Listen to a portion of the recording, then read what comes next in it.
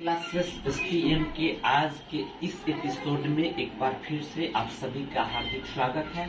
आज हम लोग चर्चा करेंगे भारतीय संविधान के पार्ट 3 में जो मौलिक अधिकार की चर्चा की गई है।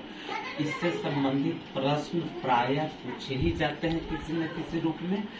इसके बारे में मौलिक अधिकार के बारे में जिसकी चर्चा आर्टिकल 12 से 35 तक है, उसको हम अच्छे से समझ लेंगे ताकि परीक्षा में इससे संबंधित कोई क्वेश्चन आए तो गलत न होने पाए। तो सबसे पहले हम ये चर्चा करेंगे कि भारतीय संविधान का जो मौलिक अधिकार है वो चैप्टर 3 अर्थात भाग 3 में दिया हुआ है और उसका आर्टिकल 12 से लेकर 35 तक है। जनरली आप जो देखेंगे वीडियोज में या फिर बुक्स में तो वहाँ आपको आर्टिकल 14 से 32 मिलेगा। 12-13 के बारे में जानने को नहीं मिलता है अक्सर, और फिर 33, 34 और 35 के बारे में और 31 के बारे में हम लोग नहीं जान पाते। तो मेरी ये कोशिश है कि एक शॉर्ट वीडियो के माध्यम से आपको 12 से और 35 के बारे में जानकारी दे दी जाए। तो हम ये जानते हैं कि भारतीय संविधान में अभी तक तो जो आर्टिकल है, आर्टिकल की संख्या 395 है। हालांकि कई बार अमेंडमेंट के द्वारा उसके सब सेक्शन इत्यादि जोड़े गए हैं, लेकिन अनुच्छेद अभी 395 है। पार्ट अर्थात चैप्टर 22 है और जो शेड्यूल है वो 12 है। तो मौलिक अधिकार भाग 3 में है और भाग 3 में 12 से 35 में है। 12 की जो चर्चा करें हम आर्टिकल, तो वो ये डिफाइन करता है कि राज्य के अंतर्गत क्या क्या आएंगे जिससे संबंधित ये मौलिक अधिकार होगा। तो उसमें ये डिफिनीशन बताया गया है कि राज्य में केंद्र सरकार होंगे, राज्य सरकारें होंगी और लोकल जो बॉडीज होती हैं वो सारी होंगी, फिर संसद होंगे, फिर आपके जो विधानसभा इत्यादि हैं वो सारे आएंगे। और इसके अलावा जो राज्य द्वारा प्रशासित कोई उपक्रम या कंपनीज इत्यादि है वो सब आएंगे। तो इतनी बात आप समझ गए होंगे, चूंकि मौलिक अधिकार है तो वो सरकार से संबंधित जो चीजें हैं वो सब पे लागू होता है। तो इसकी उसमें डेफिनेशन दी गई है। आर्टिकल 13 में कहा गया है कि मौलिक अधिकार की चर्चा जो की गई है भाग 3 में, अगर ऐसा कोई कानून पूर्व में हो या फिर बाद में हो जो इसके अगेंस्ट हो तो उसकी मान्यता नहीं होगी। अब हम आते हैं जो हम लोग जान रहे हैं उसके बारे में। समानता का अधिकार है, राइट टू इक्वालिटी, आर्टिकल 14 से 18 में। इसमें 14 है विधि की समता, सभी के लिए एक तरह का कानून होगा। आर्टिकल 15 में है लिंग, जाति, जन्म स्थान इत्यादि के आधार पर किसी से भेदभाव नहीं किया जाएगा। और इसमें जो मार्क दिया हुआ है मतलब ये बार बार पूछे जाने वाले क्वेश्चन है। आर्टिकल 16 में चर्चा की गई है कि अवसर की समानता होगी राज्य के अधीन जो भी अवसर होंगे नौकरी इत्यादि उसमें, लेकिन SC, ST, OBC इत्यादि को कोई, अब तो EWS को भी कोई प्रोविजन दिए गए हैं उनको छोड़ के। आर्टिकल 17 भी बार बार पूछे जाने वाला है। इसमें एवोल्यूशन ऑफ अनटचेबिलिटी है, मीन्स अस्पृश्यता या छुआछूत का अंत। आर्टिकल 18 जो है उसमें उपाधियों का अंत किया गया है और इसमें ऐसा प्रावधान किया गया है कि बिना राज्य की अनुमति के कोई भी व्यक्ति बाहर किसी दूसरे देश से पुरस्कार नहीं हासिल किया जा सकता। और कई बार पूछे गए हैं क्वेश्चन कि भारत रत्न या फिर पद्म सम्मान जो दिए जाते हैं वो भारतीय संविधान के किस अनुच्छेद के तहत दिए जाते हैं, तो वो अनुच्छेद 18 के तहत ही वो सम्मान दिए जाते हैं। अब आर्टिकल 19 जो है वो स्वतंत्रता का अधिकार है और इसमें हम जो जानते हैं कि 6 तरह का अधिकार है। अभिव्यक्ति की आजादी उसी में आती है और उसके बाद प्रेस की जो स्वतंत्रता है वो आर्टिकल 19A के अंतर्गत आता है। तो इसमें जो 6 है वो आप उससे वाकिफ होंगे ही, लेकिन उसका अतिरिक्त में अगर चर्चा करते हैं तो आप अभी अपनी अभिव्यक्ति कहीं रख सकते हैं, कहीं शांतिपूर्वक आप इकट्ठा हो सकते हैं, कोई संघ बना सकते हैं, कहीं देश भर में घूम सकते हैं, कहीं भी निवास कर सकते हैं और कहीं भी अपनी आजीविका चला सकते हैं। एक्सेप्शन उसका JNK था, जम्मू एंड कश्मीर, लेकिन जम्मू एंड कश्मीर में जो धारा 370 उसको विशेष राज्य का दर्जा देता था, उसको हटा दिया गया है। तब ये जो अपवाद थे, अक्सर हम लोग कई जगह पढ़ते थे कि अपवाद में जम्मू कश्मीर स्थित, तो वो अब खत्म हो गया है। और इसी में चर्चा की गई थी आर्टिकल 19 के F में कि संपत्ति के अधिकार की उसमें चर्चा की गई थी। और आज तक हम लोग इस कंफ्यूजन में हैं कि सही में संपत्ति के अधिकार की स्थिति क्या है। तो 19F में भी उसका जिक्र था, लेकिन वो जिक्र इस तरह था कि आप कोई व्यक्ति भूमि का अधिग्रहण कर सकता है, उसको रख सकता है, उसका विक्रय कर सकता है। लेकिन सही में जो संपत्ति हम लोग पढ़ते हैं कि संपत्ति के अधिकार को हटा दिया गया और उसको एक विधिक अधिकार के रूप में रखा गया है। वो 31 से संबंधित था कि आपकी जो संपत्ति है, जायदाद है, उसको सरकार अगर लेना चाहे तो फिर वो कैसे लेगी, उसके बारे में प्रोविजन था कि कानून बना के लेगी। मतलब किसी कार्यकारी आदेश के तहत नहीं, ये नहीं कि किसी जिले के DM अगर ये निकाल दिए कि वहां से ये जमीन लेके ये बनेगा, तो नहीं, वो किसी संसद या विधायिका द्वारा कानून बनाने के पश्चात उसको लिया जा सकता है।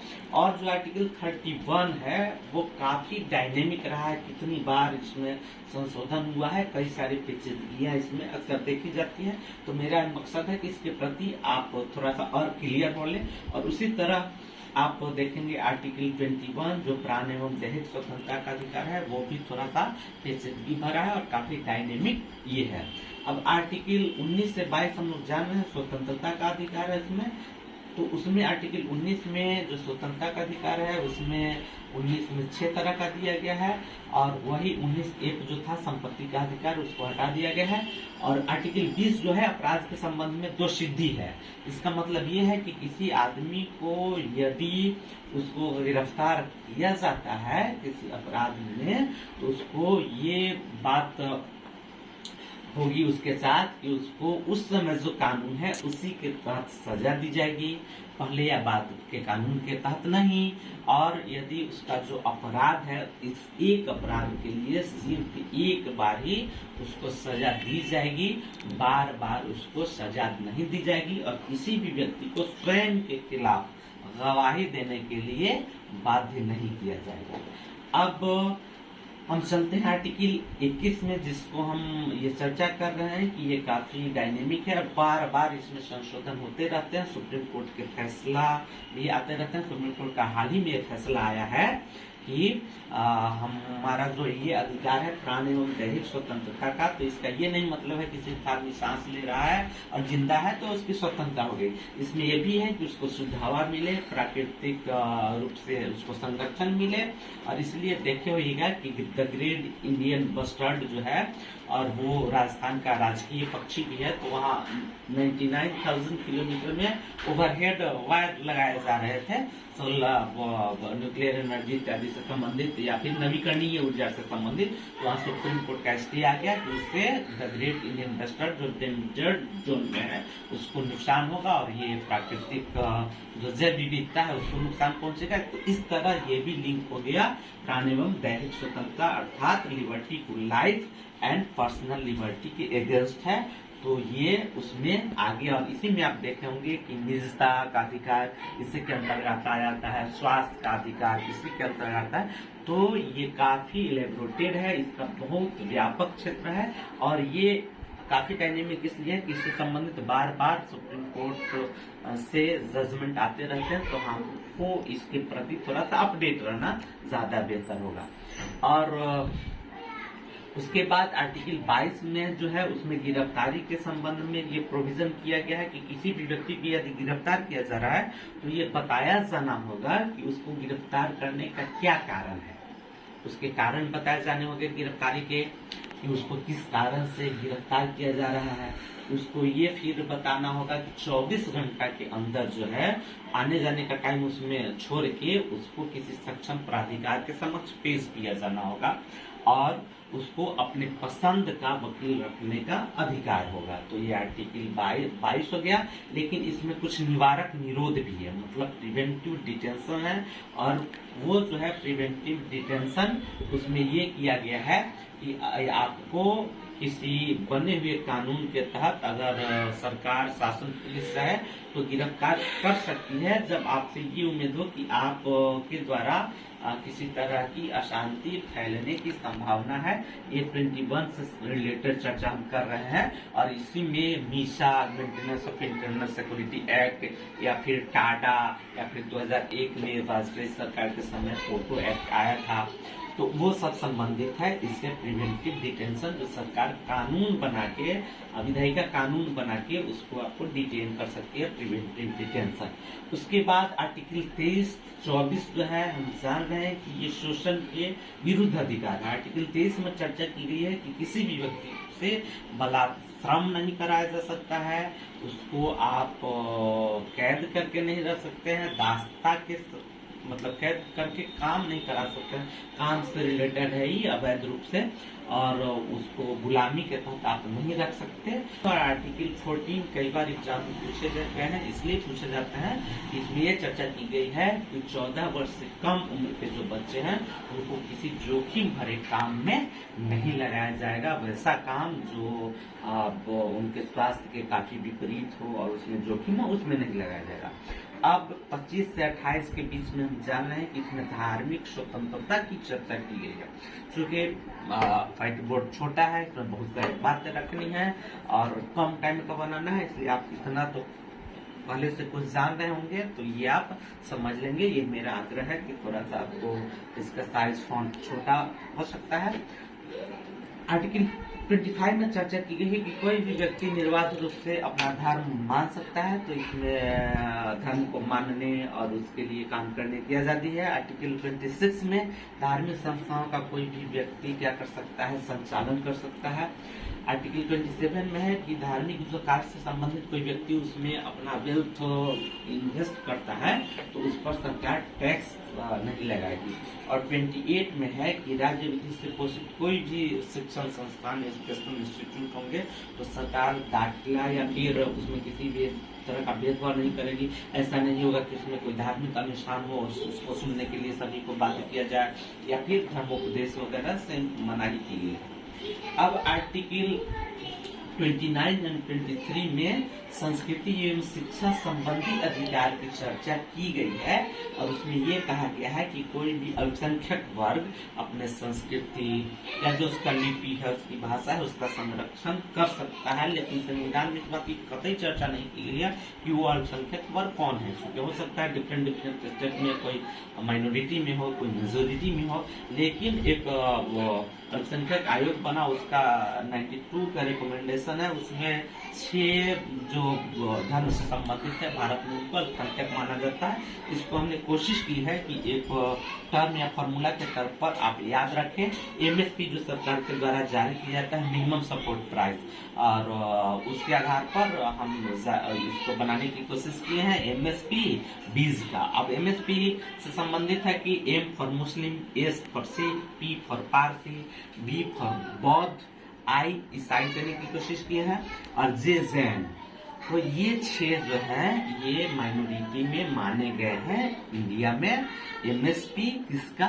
20 का। ओके, अब 29 समझ गए। 30 में है कि अल्पसंख्यकों को शिक्षा संस्थान खोलने का अधिकार होगा और सरकार उनको अनुदान देने में किसी तरह का भेदभाव नहीं बरतेगी। अब यही जो एक और डायनेमिक की चर्चा करें, 31 उसको संपत्ति का अधिकार जो था तो उसको 44वें संविधान संशोधन 1978 के द्वारा यहाँ से हटा दिया गया और उसको पार्ट 12 में, मतलब भाग 12 में आर्टिकल 301 के अंतर्गत जोड़ दिया गया। तो यहाँ एक क्वेश्चन हम देने की कोशिश किए हैं कि अगर क्वेश्चन ये आ जाता है कि संपत्ति का अधिकार है और ए में रहता है विधिक अधिकार, बी में ऑप्शन है मौलिक अधिकार, सी में ऑप्शन है संवैधानिक अधिकार, डी में ऑप्शन है कानूनी अधिकार और ई में ऑप्शन है इनमें से एक से अधिक या इनमें से कोई नहीं। तो क्या देंगे आप थोड़ा सोच के देख लीजिए। तो ये संपत्ति का अधिकार को हटा के यहाँ से और 300A में अगर रख दिया गया भाग जिसका 12वां है तो वो भी तो संवैधानिक अधिकार हुआ ही, संविधान में उसका जिक्र है और विधिक भी है, कानूनी भी है, लेकिन वो मौलिक नहीं है। मतलब पार्ट 3 से उसको हटा दिया गया जो मौलिक अधिकार। इसका मतलब ये हुआ कि इसका अगर कहीं वायलेंस होता है तो हम आर्टिकल 32 के तहत जा सकते हैं सुप्रीम कोर्ट में और आर्टिकल 226 के तहत हाई कोर्ट में जा सकते हैं। लेकिन संपत्ति के मामले में अब ऐसा नहीं होगा क्योंकि उस समय जो डीपीएसपी है directive principle for state policy उसमें 39 क की चर्चा की गई है। उसमें हम लोग पढ़ते हैं कम समान वेतन और फिर उसमें ये दिया गया है कि राज्य अपने संसाधनों का या फिर जमीन है उसका अधिकतम यूज जन कल्याणकारी योजना में करेगी। तो यहाँ से ये मुतासिर हो रहा था, प्रभावित हो रहा था, इसलिए यहाँ से हटाया गया। लेकिन हम ये बात जान लें कि 31 को हटाया गया, लेकिन बाद में 25वें संविधान संशोधन 1971 के द्वारा 31 बी और फिर बाद में सी वगैरह जो जोड़ा गया है, मतलब 31 खत्म हुआ लेकिन बी सी करके इसका एग्जिस्टेंस अभी है इसमें। और अगर आर्टिकल 32 की बात करें जिसको बाबा साहब भीमराव अम्बेडकर ने इसको भारतीय संविधान की आत्मा या फिर हृदय कहा था, तो उसमें है कि संवैधानिक उपचारों का अधिकार, मतलब ये सब अधिकार अगर हमको नहीं मिलते हैं तो यही आर्टिकल 32 के तहत सुप्रीम कोर्ट और आर्टिकल 226 के तहत हम लोग हाईकोर्ट में जा सकते हैं। तो इसमें जो 5 है वो बंदी प्रत्यक्षीकरण मतलब हैबियस कॉर्पस, परमादेश अर्थात मैंडेमस, प्रतिषेध मतलब प्रोहिबिशन और उत्प्रेषण मतलब सर्ट्यूरेरी, कारण परीक्षा मीन्स ईओ वारंटो। तो इसमें बंदी प्रत्यक्षीकरण आप ये सब पढ़े होंगे इसलिए कम टाइम में बताना चाह रहे हैं। बाकी डिटेल ये सब जो है उस पर ज्यादा फोकस नहीं कर रहे हैं, जो नहीं है होगा आपके जानकारी में शायद उस पर ज्यादा फोकस करना चाहते हैं। तो ये संबंधित परमादेश, प्रत्यक्षीकरण और कारण परीक्षा मेनली कार्यकारी शक्तियों से संबंधित है, जबकि प्रतिषेध और उत्प्रेषण उच्चतम अदालत मतलब हाई कोर्ट या सुप्रीम कोर्ट अपनी निचली अदालत को जारी करता है, वो ये है। अब आर्टिकल 32 जान गए। 33, 34 और 35 में क्या है? 33 में है कि सेना इत्यादि को अगर ये कह दिया जाए मौलिक अधिकार में कि आप संघ बना सकते हैं, आप कहीं भी इकट्ठा हो सकते हैं, शांतिपूर्ण प्रदर्शन कर सकते हैं, तो फिर उस समय देश की जो स्थिति है वो गड़बड़ हो जाएगी, फिर अव्यवस्था फैल जाएगी। तो वहाँ ये दिया गया सेना इत्यादि के लिए मौलिक अधिकार की सीमितता होगी और उसमें सेंसस किया जा सकता है। 34 में है कि कहीं किसी क्षेत्र में ये होता है कि प्रशासन एकदम नाकारा साबित हो गई, नहीं काम चल सकता, उस समय मार्शल लॉ अर्थात सेना का शासन लगाया जाएगा। तो उस समय क्या स्थिति होगी मौलिक अधिकार की? जाहिर सी बात है पूरे मौलिक अधिकार नहीं दिए जा सकते। उसी तरह 35 में है मौलिक अधिकार निषेध संबंधी प्रावधान। जब इस तरह की कोई बात होगी तो इन सब में थोड़ी सी सुधार करनी होगी। आर्टिकल 32 में, 16 में, 32 में, 33 में, 34 में इत्यादि। और यहीं से हम रिलेट किए आज कि 35A में जिस बात की चर्चा थी ये कहीं से संवैधानिक नहीं था। अर्थात हम ये जानते हैं कि संविधान में जब भी संशोधन किया जाता है कुछ जोड़ना हो तो हम लोग जाते हैं आर्टिकल 368 के तहत, वो जाता है संसद में, राज्यसभा लोकसभा में, फिर पास होता है, फिर होता है। लेकिन 35A को जो जोड़ा गया था ये 14 मई 1954 में जोड़ा गया था। उस समय जवाहरलाल नेहरू प्रधानमंत्री थे और शेख अब्दुल्ला वहाँ के प्रधानमंत्री थे, जम्मू कश्मीर के। प्रधानमंत्री से ये विचलित नहीं होना है कि प्रधानमंत्री कैसे मुख्यमंत्री, तो उस समय वहाँ भी प्रधानमंत्री कहा जाता था।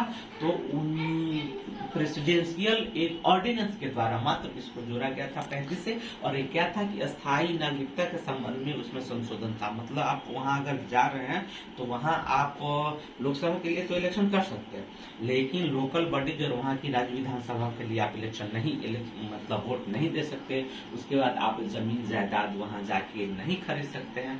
तो ये बहुत सारे ऑब्लिगेशंस उसमें थे। और आर्टिकल 370 और 35 को हटाया गया है। हम लोग वाकिफ हैं 5 अगस्त 2019 की घटना है। तो इसमें जम्मू कश्मीर को विशेषाधिकार मिलता था, मतलब कोई भी कानून अगर पास किया जाए भारतीय संसद से, जैसे RTI हुआ, RTI हुआ, या फिर पंचायती राज संशोधन, पंचायती राज इत्यादि है, या फिर EWS, तो वहां तब तक नहीं लागू होगा जब तक वहां की विधायिका उसको अप्रूव नहीं करेगी। तो इस तरह से वहां के लोगों को भी इससे दिक्कत हो रही थी। तो ये 370 को हटाया गया है, और इसमें ये भी था कि वहां का जो टेन्योर होगा विधानसभा का वो बाकी जगह 5 वर्ष है, जबकि वहाँ 6 वर्ष होगा। तो ये सब को अभी हटा दिया गया, वहां भी अब 6 वर्ष से 5 वर्ष कर दिया गया। हालांकि अगर ये क्वेश्चन इसमें भी आता है कि भारतीय संविधान से हटा दिया गया है, धारा 370 को हटाया गया है, पूर्णतः, आंशिक, न पूर्णतः, न आंशिक, मतलब इस तरह करके आए, तो हमको ये जानना बहुत बहुत जरूरी होगा कि 370 का पूरी तरह से नहीं हटा है। ये आप याद रखिए, जो अपवाद हम लोग पढ़ते थे जम्मू कश्मीर से संबंधित, उसमें अभी भी है कि 370(1) को नहीं हटाया गया है। इसमें कुछ प्रोविजंस है कि संसद जो पास होगा फिर उसको वहां की जो विधायिका है उसके कंसेंट से विभिन्न आर्टिकल लागू किए जाएंगे। तो 370(1) है, ये हम कहना चाह रहे हैं कि आप जानिए कि हम लोग जनरली जा रहे हैं कि 35A हट गया और 370 हट गया जम्मू कश्मीर से, लेकिन 370 का 1 वहां है। तो इस तरह से क्वेश्चन आए तो हम फंसे नहीं, थोड़ा सा डिफरेंट क्वेश्चन रहेगा, तो इसको हम गलत न करना।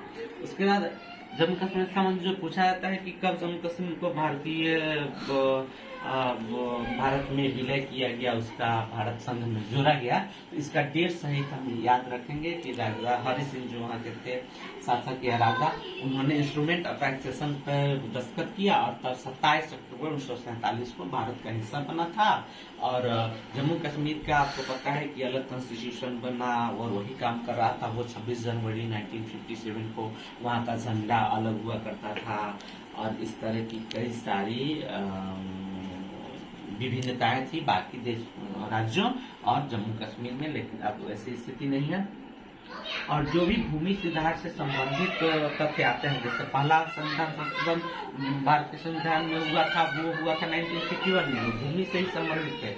उसमें ये किया गया कि भूमि सुधार से संबंधित कोई भी चीज ये नया इनिशिएट किया गया, नया लॉन्च किया गया अनुसूची 9 को, क्योंकि मूल संविधान में 8 ही अनुसूची थे, हम लोग जानते हैं। तो 9वीं अनुसूची जोड़कर ये कह दिया गया कि इसमें भूमि सुधार से संबंधित कानून डाल दिए जाएंगे और इस पर फिर न्यायिक पुनरावलोकन नहीं हो सकता है। लेकिन आपको एक बात कम से कम ये जाननी चाहिए कि तमिलनाडु में रिजर्वेशन का जो दायरा है वो 69% है, और इसको भी अनुसूची 9 में डाल दिया गया। इसलिए डाल दिया गया कि वो न्यायिक पुनरावलोकन के बाहर चला जाता है। और आप देखे होंगे कि बिहार में भी जो जाति आधारित गणना हुई थी, तो उसमें भी चर्चा चल रही है यहाँ पॉलिटिकल पार्टीज का कि इसको अनुसूची 9 में डाल दिया जाए, ताकि उसका न्यायिक फिर